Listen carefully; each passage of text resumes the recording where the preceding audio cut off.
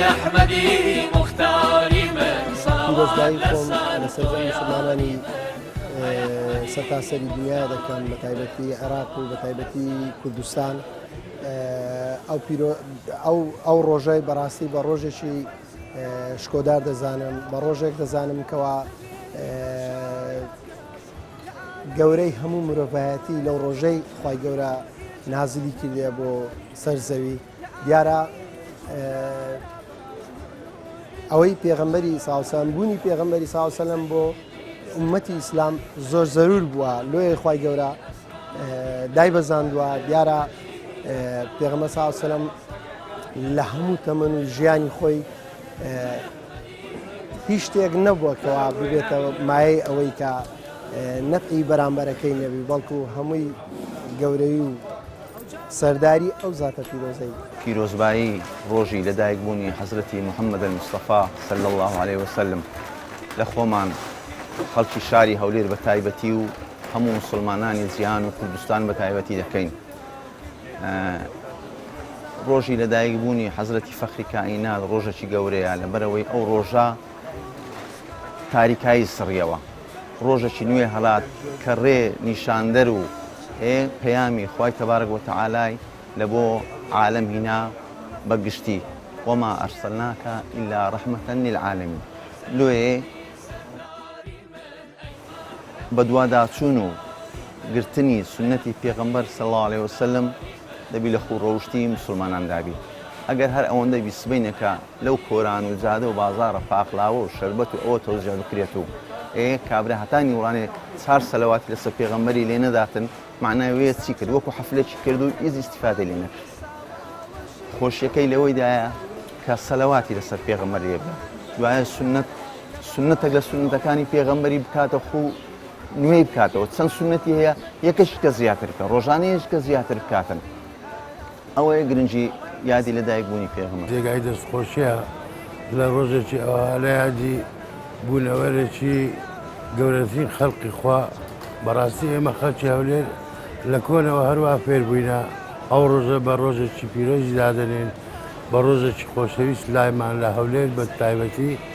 هەموو سارێک لەو ڕۆژە یادی گەورەترین خەڵقی خوا دەکەن. ساڵانە شاری هەولێر لە یادی لەدایکبوونی فەخری کائینات محەممەد صلی الله عليه وسلم یادی دەکرێتەوە بەس خۆشە لەگەڵ یادگرتنەوەکەی سنەتەکانی پێغەمبەری جێبەجێ بکرێت. ئەو بەرنمەیە لە زۆر بەرنامەی گرینگە ساڵانە ئەوها بتوانێت وەکو جەناب و چەندی دیکەش ئەو یادەی بەرز ڕابگرن چکە یاد دەکات زادێکی پیرۆزە یادی محەممەد صلی الله عليه وسلم لازمە نەکەم و ساڵانە مانگانە بە من ئەو یادە بکرێتەوە ئەمە ناکرێت لە یەک مانجیدا مەسەرەن یاخود لە یەک ساڵیدا بتوانین پێناسی محەممەد صلی الله عليه وسلم بکەم ئەوە نێدراوەکی خوانی و داوەکی زۆر گەورەیە لازم هەر یەکە و بە جێرەی خۆی دایمەن ئەو یادەی لە ناو دڵیبی بتانی بە خەڵکی ڕۆشتەکانی باز بکاتن بتوانیتن گەورەیەکی ئەو خۆشەویستەی باز بکەن نەک لەو مانگەی بە من پێم وایە لە هەموو سەعارەتێکی جوانە وشەکانی محەممەد صلی الله عليه وسلم بگۆترێتەوە و تەبلیغ بکرێتن. یادی مەولودی یادێکی زۆر پیرۆزە و شاری هەولێر بەوەی ناسرایە کە هەموو ساڵی لە هەموو شارەکان زیاتر یادی دەکاتەوە بۆ خەڵکی زۆر بەپەرۆشە لەوە یادێ تەمان سونەتەکانی خۆشەویستی یعنی چەندی تەطبیقی قازانجی خۆتە و قازانجی هەموو شارەکەتە لەبەرەوەی زاتێکی زۆر گەورە بووە و ئەمە خەڵکی هەولێر شارنازی بۆ فەخر دەکەین هەموو ساڵانەش یعنی ئەو ڕازاندنەوە ئەو شتانە دەکەین هەر لە بۆیە کە خەڵکەش یعنی ئێستا هەولێر هەموو نوع عشتیدا بابرین ئەجانب دێ کە شتێک لێکە دەبینی دەزانی ڕۆژێکی پیرۆزە ڕۆژێکی جوانە بەڵام ئەو یادە بەس ڕۆژێک نەبی بەڵام ئێمە وەکو مسلمانی ئێستا کە تووشی شۆک بووینە مەزموع عەک دەڵێن بیدعەیە مەزموع عەک دەڵێن باشە مەزموع عەک دەڵێن خراپە یعنی ئەوەش هەندێک ناخۆشە لۆمە چوە مەلانینە لە وەزعەکەی زۆر نازانین شقیان کرسینەی بالهدى بەشی شەیتانیان کرد جودا و کردیانە گوڵزاری من بەشی شەیتانیان کرد جودا و کردیانە گوڵزاری زۆر پێویستە گەنجان کە لەو ڕۆژە بەچین و گوشتێکی گەرمەوە ڕوو لە بازار و شار دەکەن بە بۆنێ لەدایکبوونی پێغەمبەر خۆشە ژیاننامەی پێغەمبەر سەرۆرمان بخینەوە پێڕەوی سنەتەکانی پێغەمبەر بکرێت. بەسەرەکی گەنجان پێویستە ڕۆژانە متاڵایەوە کە نەک هەر لە یادی لەدایکبوونی بەڕاستی ئەگەر بێت ئێمە ڕەوشتەکانی پێغەمبەرمان صلی الله علیه پێش ئەوە بکەین گەنجانمان جێبەجێ بکەین هەموو هەتا ڕادەیەکی باش پێشکەوتن بەدەستێنین ڕۆزامەندی خوا بەدەستێنین ڕەزامەندی خەڵک بەدەستێنین ڕەوشتەکانی پێغەمبەر جێبەجێ بکەین ئەمە سیپاتەکانی ئەو بەڕاستی قودوەی ئێمەیە ئەگەر ئێمە جێبەجێی ڕەوشتەکانی ئەو بکەین کەواتە سەرکەوتە بین لە دنیای ئەوەل و ئاخرێ پێویستە ئەمە هەولێر بە پێویستیشی زانیە هەموو ساڵێک فەرقمان هەیە لەگەر هەموو خەلکی تر یادی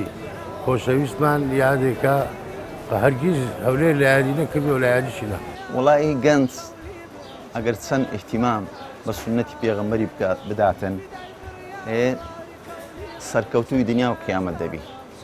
قەناعەت بە ئینسان ئەگەر بە دوو ڕێبازی پێغەمبەریدا بڕواتن سەرکەوتوی دنیا و ئاخرە دەبی خوای تەبارەک و تەعالە بەرەکەت داوێتە ناو عومری بەرەکەت داوێتە ناو ڕزقی سەرکەوتوو دەبیتن لێ ئەمن بەگشتی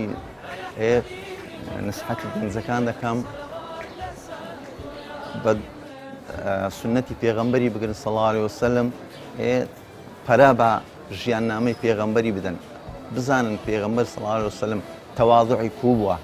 کوم تعاملی کردیە لەگەر اختیار چۆن بووە لەگەر پیرە چۆن بووە لەگەر مندار چۆن بووە دەستی بەسەری داینایە سەردانی مارە فەقیرانی کردیە سەردانی مالە هەژارانی کردیە لۆ گەنجان پێویستە لەو تەمەنێڕا بە دوای ژیاننامەی پێغەمبەردا بڕۆن و لۆ ئەوەی ئیسیفادەی دنیا و ئاخرەتی لێ بکەن ئینشاءالله زۆر پێویستە گەنجان کە لەو ڕۆژە بەتین و گوشتێکی گەرمەوە ڕوو لە بازار و شار دەکەن بە بۆنێ لەدایکبوونی پێغەمبەر خۆشە